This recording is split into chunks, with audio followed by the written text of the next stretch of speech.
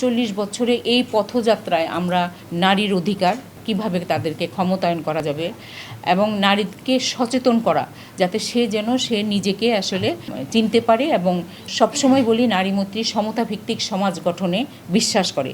দীর্ঘ এই পথ চলায় আমরা যাদেরকে সাথে পেয়েছিলাম আমি প্রথমে তাদেরকে আসলে তাদের কাছে কৃতজ্ঞতা জানাই এবং যারা আবার এদের মাঝ থেকে যারা চলে গেছেন তাদের জন্য আমরা আসলে তাদেরকে আমরা স্মরণ করি। তাদের কথা, তাদের উপদেশ যেগুলো আমাদের সবসময় আমাদেরকে পাথেয় হিসাবে আমাদের সাথে ছিল।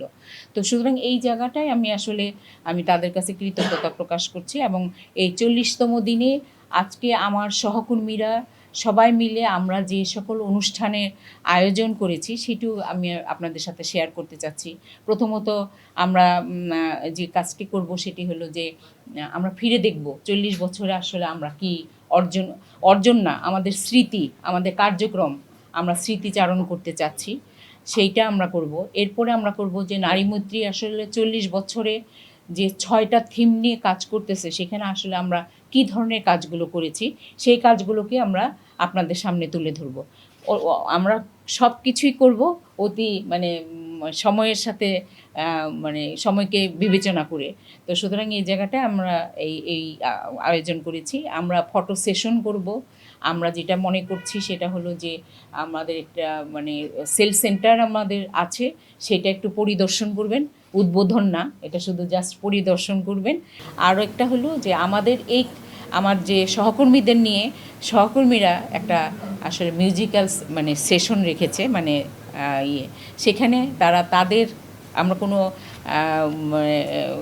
তথাকথিত আমরা কোনো গায়ক গায়িকা কিংবা এদেরকে আমরা আনিনি। আমাদের যারা আছে তারা তাদের মনের মাধুরী মিশিয়ে এই অনুষ্ঠানটা করবে এবং সেখানে আমাদের এক্সিকিউটিভ কমিটির থেকেও কিন্তু আমাদের একজন প্রফেশনাল আমাদের এক আপা আছেন, উনিও আমাদের এর সাথে অংশগ্রহণ করবেন। সুতরাং আমার মনে হয় এই জায়গাটা আপনারা উপভোগ করতে পারবেন।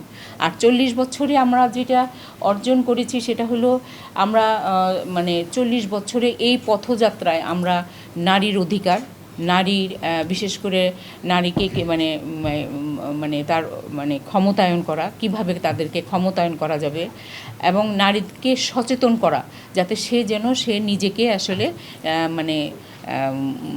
চিনতে পারে এবং আমরা সবসময় বলি নারীমৈত্রী সমতা ভিত্তিক সমাজ গঠনে বিশ্বাস করে।